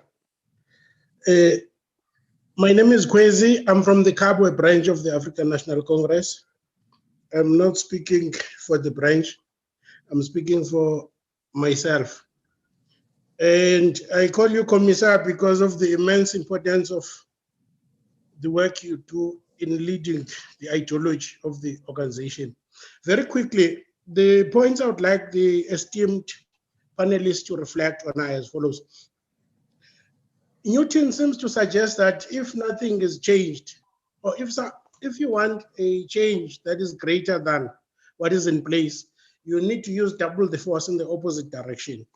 And the ways in which racial hierarchy has been institutionalized over decades and centuries would demand us to always examine, when we do cultural policy and intervention, whether we are acting double the force of what Comrade Ballo would call Baskap and Krachtatigit. Secondly, the issue of the possibilities of cultural heritage for a progressive and inclusive patriotism, working very closely with the document of strategy and tactics and balance of forces. Because I really welcome the existence of this policy document, but sometimes I worry that it is not adequately aligned to the document on the balance of forces and the strategy and tactics. And if that were to happen, we would then better leverage the hegemonic potential of culture and cultural heritage. Last 2 points on more practical issues. I think the point that Comrade Mbale raised about how party cultural policy should guide or inform government policy in this matter rather than the other way around. In areas, for example, like really achieving the parity of esteem of languages as is intended in the Constitution and elsewhere. Really starting to make sure that, like this thing of inclusivity, I'm using the example of how rural people and African royalty are part or not part of most of our cultural policies. As you learned, Kida. Lastly, the working class heritage could feature a lot better. And then we could all of us together find ways in which heritage influences other sectors. And the easy one is agriculture, for example, or food sustainability. And then the last one is digital and cyber innovation program, so that our cultural work is not behind on the ways in which the innovation value chain in the digital world is changing. Thank you very much, Commissioner. Thanks, Comrade Kwezi. We'll get Comrade Tsepo, and thereafter we'll go to Comrade JP, who's going to just take us through on the questions raised on the chat, and we'll be back to our panelists and the respondents, but mainly the panelists, because there are very direct questions which have been asked. Tsepo. Chair, thank you very much. And let me thank as well the panel and the respondents. I think in totality, I agree with varying views. And I just want to make observations, Chair. And I think this is also based on some of the issues that we have raised. And my observations would be contextualized with a question that I think we may want to answer.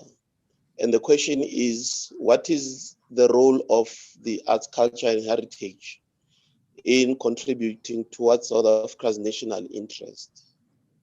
And I think this question is important because, most of the times, I feel like in South Africa, we have got now about 4 generations, Chair, that are still competing for the same markets and continue to influence each other with the same narrative without necessarily being deliberate about how do we package our arts, culture, and heritage goods and services to compete in the world. If you ask me, Chair, I think we are capable as a country to use our own influences using this fundamental intervention of the arts, culture, and heritage to, in fact, assume positions of authority and power in the world. And I think we're not doing that enough, Chair. And I think that where we have come as a country is that it would seem to me that the industry itself or industries have been saturated with these 4 generations. And at the center of it is conflict, because none of these generations see their role or are positioned in their role to be able to go and compete in the world, whilst the world is competing with us in the same space. So the first issue I want to raise, Chair, is exactly the point that I think, as South Africans, particularly the creative industry, we now need to begin to see ourselves as part of the world community, and that our arts, culture, and heritage must be deliberately packaged to compete in the world. And this brings me to the second observation, Chair, which is a matter that for years I have, been trying to advance in my own space and other spaces. And it's particularly the issue of direction with regards to the policy direction with regards to arts, culture, and heritage. We do know that other countries of the world have been deliberate about using cultural diplomacy to enter countries and settle in those countries. We've got a lot of cultural diplomacy institutions in South Africa, for an example, which have come not only to compete with us, but to settle and influence a people.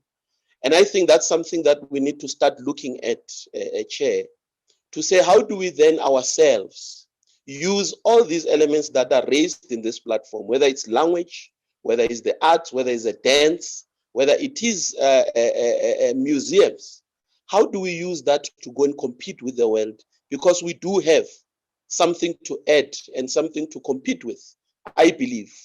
And we have not been able as a country to finalize and really put the issue of cultural diplomacy at the center of economic and social development in this country. And I think these are some of the things and observations I just want to contribute, Chair, today. And I think these must really make sure that they find policy space within the ANC and conclude it so that government can be able to implement and government can really position our own people to be competitors in the world, Chair, and really start talking about outposts.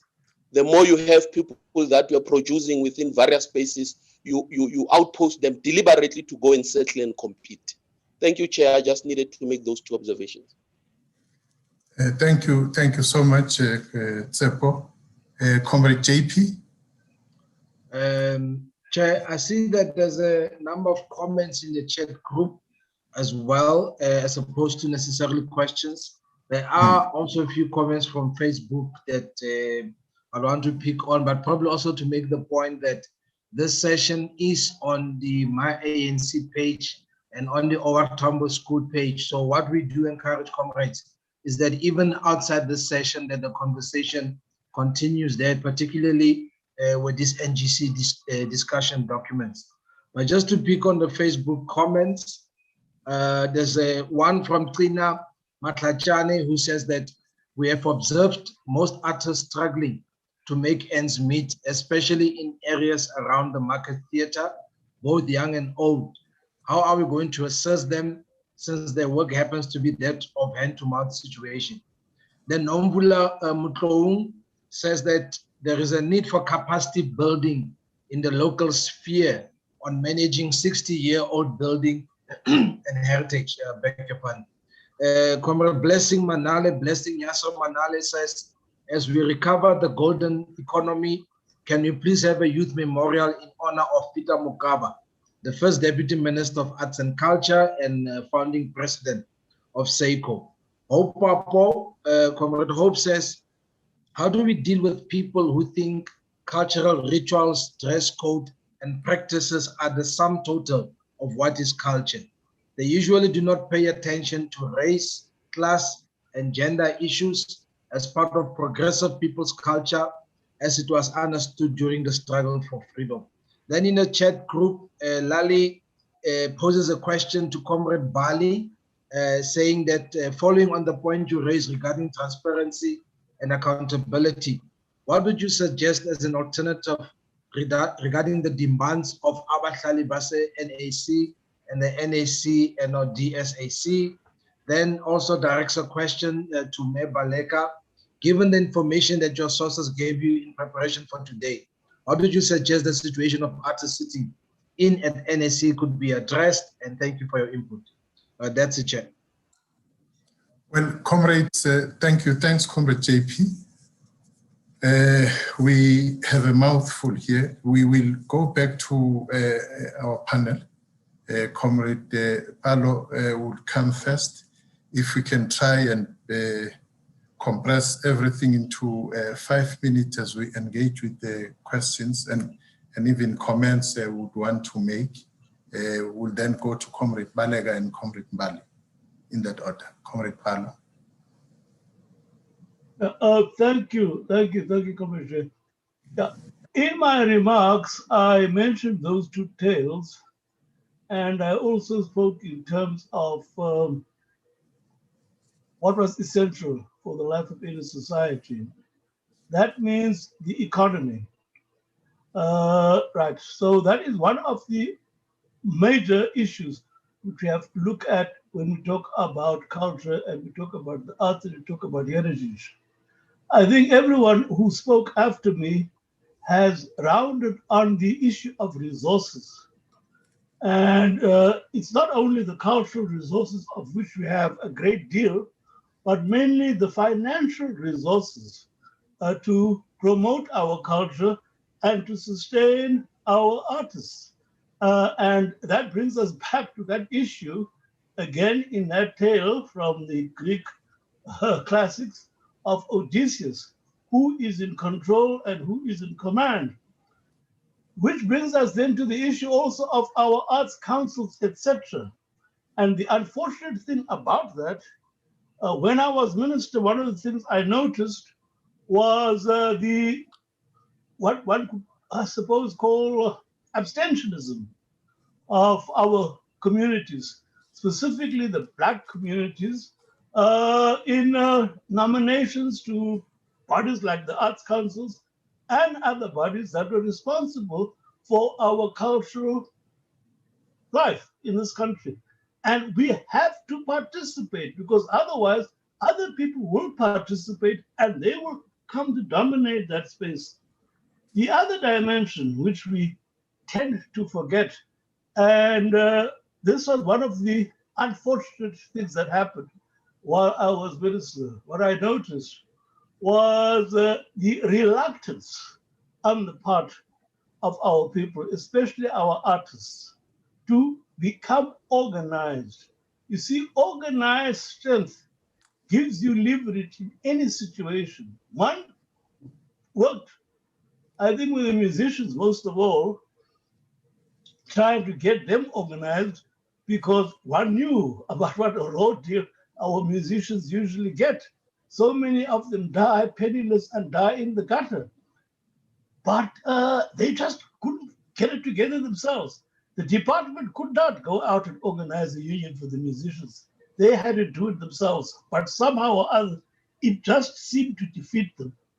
The issue of resources and control, of course, remains of vital importance. There is a letter that's going around circulating social media right now about the past and the future of Lovedale Press. Now, Lovedale Press was central to the cultural life of Black South Africans, especially those of the Cape Province. And there were a number of other publishing houses like that. One tried to intervene because our private sector did not want to, and still doesn't want to publish in the African languages. One tried to intervene by encouraging private-public partnerships between the National Library and these publishing houses. I'm not certain how far that has been sustained after one left, and there is a danger, for example, that the Lovedale Press will just disappear completely. And with the disappearance of the Lovedale Press, I mean, that is like wiping out a huge chunk of the cultural heritage of this country. So again, the issue of resources. Where are the money bags amongst our Black people? Where are the money bags amongst our Black people? Where are the money bags amongst our Black people? It should be your task, first and foremost, to rescue Lovedale Press from its demise. You can't let that happen if you have any sense of responsibility. Thank you. Thank you, Comrade Palo. Comrade Balega. Thanks very much, Comrade Chair. Can you hear me? Loud and clear. I noted 3 points that need response. I hope that I've captured everything I was asked to respond to. Someone mentioned a place like Freedom Park as something arising out of our liberation heritage and the importance of having such spaces for our people to visit and to associate with. In a recent symposium in February, where we were dealing with the subject of creating an institute as a repository of liberation heritage, the CEO of the Freedom Park made a presentation there. And one thing we noted, which he highlighted and actually asked for the community, the liberation heritage community, people who identified with the struggle for liberation, to assist in giving some practical response to, was the fact that our people do not visit that place.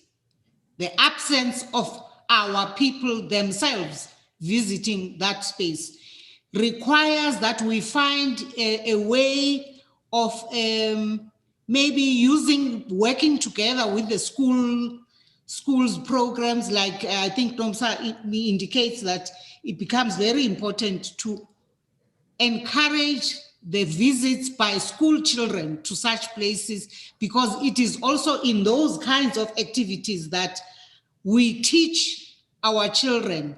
We make sure they are steeped in an understanding of the past and the role that was played by our communities in liberating our country.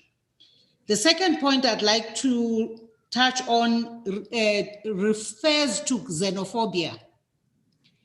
I think, comrades, a community-focused strategy in promoting our arts, culture, and heritage is the context within which issues such as xenophobic attacks against our fellow Africans can be dealt with. It can never be overemphasized how it is important to always generate an understanding and acceptance of Ubuntu as approaching the social relations between us and fellow Africans. We know we were all victims of colonization, the whole of the African continent. How do we, who have had to fight for our liberation, when our fellow Africans are within our borders, start to attack them? On what grounds? It's actually a very, very unfortunate development. Lastly, Comrade Chai, I want to deal with the archives that are at the University of Fort Hare, which, as a delegation coming from an entity called the National Liberation Heritage Institute of South Africa, NALISA, which is yet to be launched later in the year. We visited the archives of the ANC, the PAC, and the Black Consciousness, which are hosted by Fort Hare, the National Heritage and Cultural Studies Center. There are professionals there, and I'm grateful that professionals have been looking after those archives. But I must also highlight the following that was disturbing.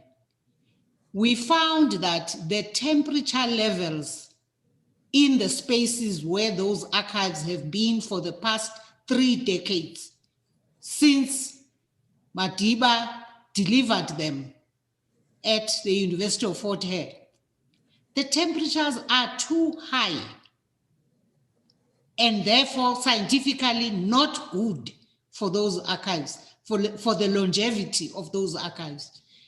And so while we are grateful, and in fact we were well received and taken around by the Vice Chancellor, by the National Heritage and Cultural Studies Center, we are very concerned that the problems of governance, the issues of what's going on at municipal level, because the university is in the little town of Alice, And if that little town has issues at a municipal level, those archives conditions are affected and negatively so.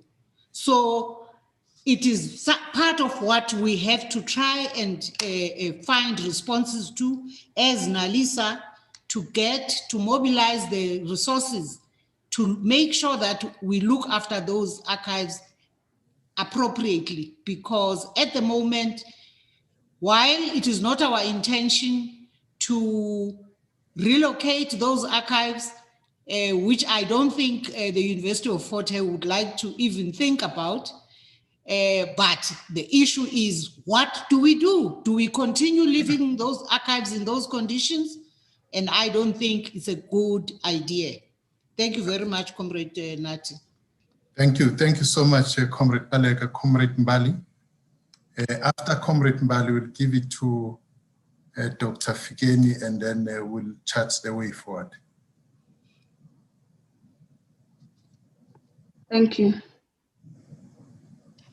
If I may just echo on the words of fellow panelists, in agreeing with them, one could say that the task of national consciousness is one that we need to take quite seriously. And I think it's coming out quite strongly in the comments that various respondents and also some of the commentary that has come through the platforms of those that are watching. And it's a subject that we need not take lightly, especially as the organization, both for subjective and objective reasons. And I say subjective because as our voters get younger and younger, it is the more they get disconnected from the past. And the more disconnected they are from the past, it's easier for them to fall into the trap of all sorts of other various parties which promise one thing or another. And they lose an appreciation of the strides that this organization has been able to bring forth, but importantly, what we seek to still achieve as part of our core mandate of the type of society we seek to build. Now, if that appreciation is lost, you're not going to have individuals that have an understanding of what we stand for and where we seek to go. And I think that would be a quite detrimental for us. And that's why I say for both subjective and objective interests.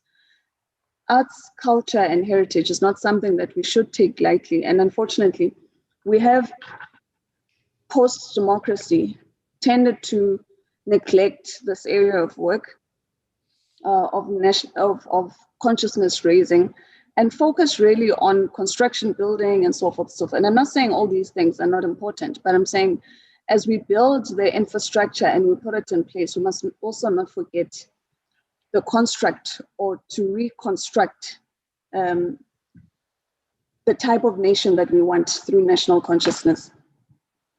The other thing that is also coming out strong is that perhaps as the organization, but working together with various stakeholders within the industry, we need to work very closely with them. And if you look at what comrades were indicating earlier, that artists of yesteryear, whether it be in the arts and paint and all sorts of visual arts that they did, their work was instrumental in driving our messaging across.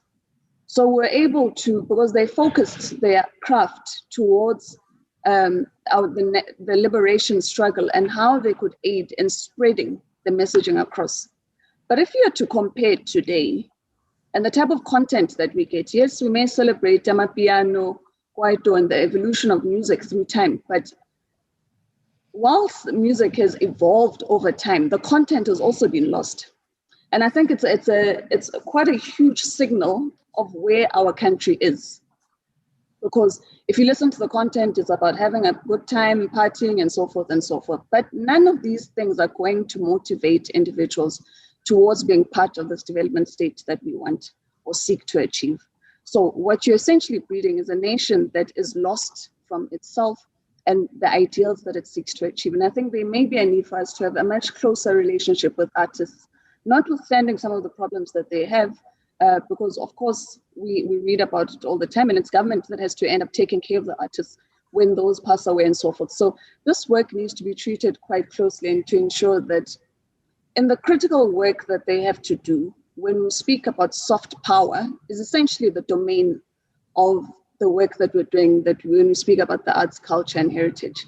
It is the type of soft power that is able to, it's regarded soft power because obviously it's not hard power, which would be your machinery, your guns and so forth, but soft power is more lasting in that you're able to influence and shape how individuals view themselves and the country with which they stay in, but importantly, how they believe that their role should be within our nation. So it goes without saying that the space and the area of work that we're speaking about is quite critical. And I think this paper guides us in ensuring that we start bringing about that focus beyond just taking resolutions and so forth, but we ought to be pragmatic in our course. Thank you.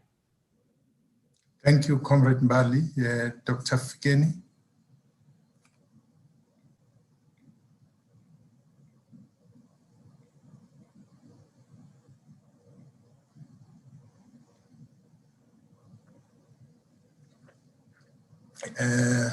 Is Dr. Fikeni still with us? Okay. Maybe he's experiencing some challenges there. Is there? He must unmute then. Unmute. Thank you very much. No, it was not under my control. I was trying to signal that they must help me unmute. Okay. Now it is finally unmuted. Thank you very much, Chairperson, fellow comrades and panelists. I won't say much more than what I have observed from the presenters and the observers. The first thing, we know that in most of the policy resolutions, the implementation rate tend to be very, very little. How do we ensure that in the next policy conference, it's not only policy pronouncements, but the issue of implementation plan and coordination is central? That then comes with the issue that Comrade Paulo was raising of resources, because arts, culture, and heritage doesn't lie in one department. For example, basic education, the issue of, arts, culture, and heritage in that department, science and technology, higher education. You can go on to sports, you can go on even to social development to say, if we're spending almost 200 billion each year on these social grants and social security, how do we make that money circulate within the community and incentivize it? So that's the first thing that we should be looking at. The second one, the key issue that Mbali and others have raised, you'll never launch a successful counter-hegemonic struggle where you shift and transform the society if the only power you have is political power and you don't have socio-cultural power and you don't have economic power. That's where the issue of a national conscientization program at a deeper level of immersion rather than just awareness of culture becomes very, very important. The reason we are having people running into all these charismatic churches, which very often will crook them into doing this and that, it is because there is a vacuum in the consciousness. So anybody coming in sees this space ready for taking. And also the reason coming out of COVID-19, the issues of mental sicknesses, psychological problems cannot be easily healed, is because the cultural base which could be providing for such is not there. The third one, we are saying, how do we get the youth to come to us on our own terms? And I want to take this question and put it on its head. How do we go to the platforms of the youth and present and package culture, arts, and heritage in their own terms? If Mohammed cannot go to the mountain, how do you make the mountain roll down to Mohammed? Because it might as well be that if you have your material in the archives, it remains buried there. Even the smell of that basement may not be appealing to a youth, except for a few 5 or 6 scholars. But if you begin to say, how do we look at the platforms they are using, the apps they are using, and begin to put it there, even games that they have, and begin to model and simulate the culture that you want. That's how your Japanese, your Chinese, your Koreans, that's how your Western European and Western cultures are beginning to upscale their cultures to a level where it should be available in all different models, sometimes in very subtle forms. One thing I didn't hear people mentioning here is the collapse of the African family. With all its imperfections, but it has been that particular safety net where we couldn't talk of a child-headed family when you had the extended family and the networks, where they were social development, they were counseling service, they were socializing agents, they were everything. Where Ubuntu sprang from, not in a romanticized form, but some of us who are old enough having seen the vestiges of that. Once the family collapses, community must collapse, therefore society must collapse. You may have an army of police, you may raise your social grant, but if that virtuous space is not complemented and attended to, then you'll always have a problem. And lastly, I do think that we are one of the very few countries where in issues of geographic names, we do not identify offensive names and names of the protagonists of systems that were oppressive like Verwoerd and expunge them, not waiting for the community to come with a vote to do research, but simply saying, you'll never find in Germany and many other places or in Germany a Hitler Road. There just was a moment when they said it's not okay. Of course, you will have a discourse so that people do understand that you are not attacking their culture per se. They can identify people who put them into the concentration camp during the Anglo-Boer Wars.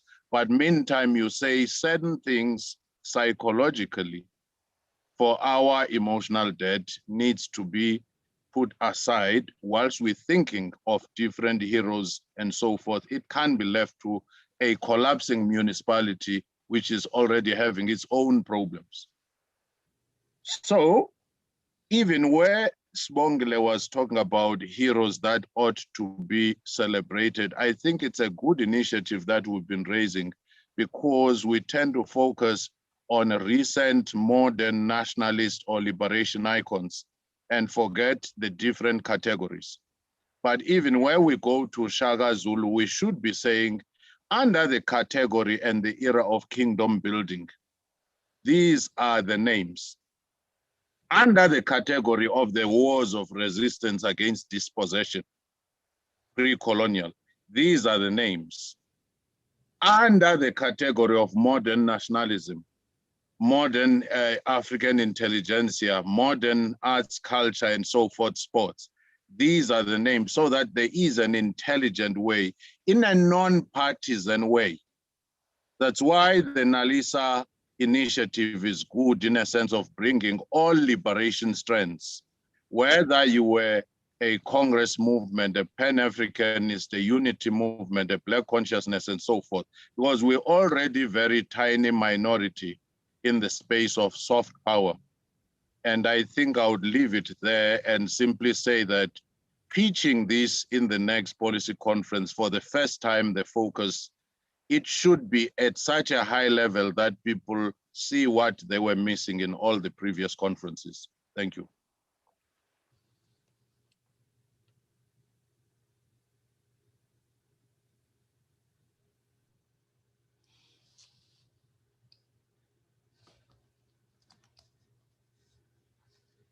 I'm sorry, I'm talking to myself. Sorry. I was saying, thank you very much, Dr. Figeni, and thanks to all our leaders who have led us in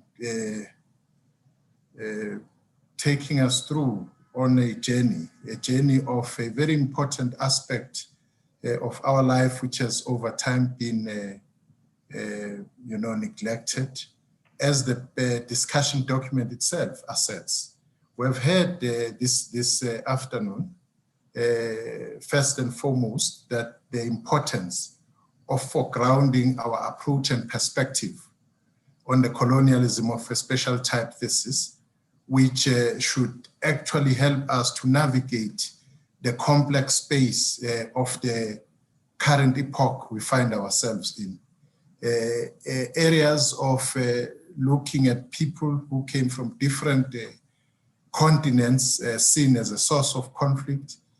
On the other hand, taking that very division as a source of unity in diversity, where we learn from each other and build a new society based on our own alternative culture, as Comrade Palo has said, which grew in the cause of struggle for liberation. And if we foreground our approach on that, questions like, or concerns raised by people like Comrade Hope, for instance, on looking at culture as merely cultural rituals, not broadening to race, class, and gender, would find a perfect answer in this particular approach. We also have heard that we've got to be confronting challenges, current challenges, as Comrade Balega has alluded to, facing our creative sector. And here, the major thing which she and others have raised are these transformative pieces of legislation, policies like the copyright amendment and the performance practitioners bills. We also have heard Comrade Palo makes this point quite succinctly, that we need to face a reality within the space. The reality is not CIFSA. The problem is not CIFSA. The problem is organization and less appetite within the sector to organize itself. In 2009, the then president called all the artists under one roof and said, as government, it's difficult to work with you because you are fragmented. Come together and organize yourselves so that we are able to deal with you. And an example was made, for instance, to sport, that we have a confederation and we have federations. And in a public way, advertise all artists are called to form this organization. But as Comrade Palo has said, some come, others don't come, and those who don't come then criticize the ones who came, having been openly using state resources, financial resources, to call all of them to come to the party, advertise in national papers everywhere and so on. So the issue of organization, we are still facing it even now. And we still emphasize that nobody should be out there and complain. People must come and actually organize themselves. I mean, during the struggle years, we're talking about organize or staff. It's still the case even now. But the point which is made is that even when you have organized yourself, and Comrade Balega makes this point very clearly, that such organizations should be non-sectarian.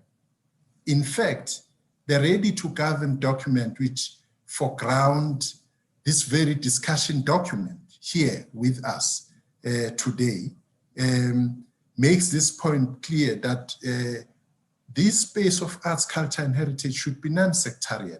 It shouldn't be about ANC or an extension of the ANC or seen as ANC structure. We've also heard about the orientation of the management of arts bodies, which favor those who are experienced.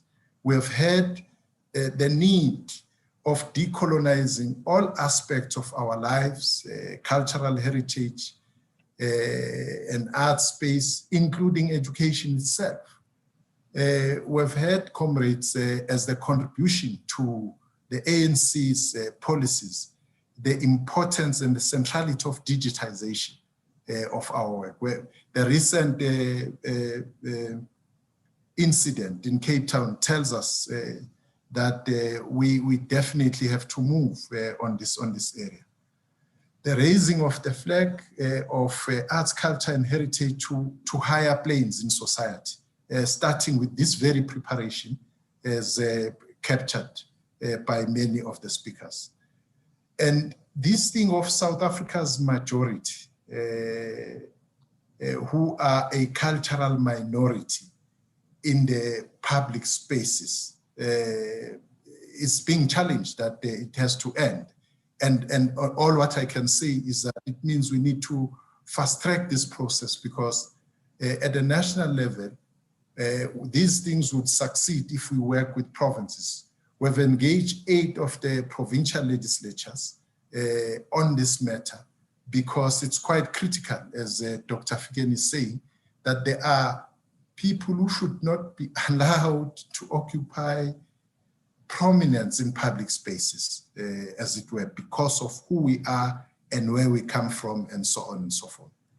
The centrality of community engagement in arts, culture, and heritage, the cultural diplomacy, the centers which we see of other countries. As we speak, I don't know who made this point. China, for instance, is engaging us to have a cultural center in South Africa. And this talks to this point which has been made here. You have France, you have French, you have British, and so on. It's the cultural diplomacy and the international value of the sector within that space. The economic value of arts, culture, and heritage. The research arm of the department, the South African Cultural Observatory, has made quite compelling points on the contribution of this sector in the broader GDP of our country. The issue of financial resources or lack thereof becomes important. The money, Comrade Paulo is talking about, especially when we talk of publishing house or houses, the Lovedale as an example, and even currently the resistance from the private sector, even with the muting of government publishing house itself, which is a discourse which is on currently. Issues of national conscientization as a key weapon for total liberation of the majority of the people and their identity. The systemic plan on implementation of policies, which has to be deliberate and be monitored. Education of arts, culture, and heritage in our schooling system. The counter-hegemonic movement, which will not succeed if we only rely on political power without venturing into other spheres of power, like the soft power Bali spoke of, youth and the culture for liberation, the collapse of African family with the emphasis on progressive family African values, looking at different public figures, not only political, to occupy our heritage landscape in the country. These are some, and not exhausting, the areas or points which are meant to sharpen the ANC's own policy perspective as it prepares itself to engage its cadres, to engage society on its policy as regards this very important aspect of our lives, which as one of the respondents, I think it's Ms. Mazwai, spoke of us being dead as a nation because we're feeding the body, not the soul. And arts, culture, and heritage is the soul of a nation. And if the soul is not serviced, the body which carries that soul is as good as dead itself, as she said. I think, comrades, this has been very useful engagement for us, because one of the things which have been asked here is, what do you do with the artists and their plight as they are struggling, as things stand? We definitely need to go back to what Comrade Balega has said about these two pieces of legislation, because these pieces of legislation are about transformation. They talk to copyright, they talk to intellectual property, they talk to collecting societies, which artists will complain about of their work and so on. So we have only ourselves, comrades, to blame. Yes, it was with the president, and the president took it back to parliament. So it means parliament will have to fast track this. I always come across this question from members of parliament, what is being done about these two pieces of legislation. And I take it back to them that the executive has done everything in its power. It's you as the one arm of the state to fast track, because it's with you under the portfolio committee of DTIC, which is trade, industry, and companies. So, comrades, I think that we have learned a lot out of this. Ours is to ensure, Comrade Balega, how do we firm up the discussion document itself, taking into account the contributions which have been made by comrades here, which actually are helping us to think through and navigate this space, which is a space which needs even more aggression, not in a bad way, of putting this matter on the table within the movement itself, which is a matter or a point which Comrade Balega have made over a period of time, that it's time that the ANC remembers that it ascended to political power because of the potency of arts, culture, and heritage. It's through this that we're able to see the 1994 breakthrough. Now, at the point when we have made the breakthrough, we decided to forget where we come from, because immediately we took this very important aspect of our liberation and gave it away to the opposition to run with it for 10 years. Comrade Palo was the first minister coming from the African National Congress to take this matter of arts, culture, and heritage and give it the perspective of the African National Congress. So, comrades, thank you very much for attending. Those who are with us in the different virtual platforms, thank you so much. The matters are in the hands of the African National Congress. We'll have to see how we move forward on this. Thank you so much, comrades. Siyabonga. Thank you.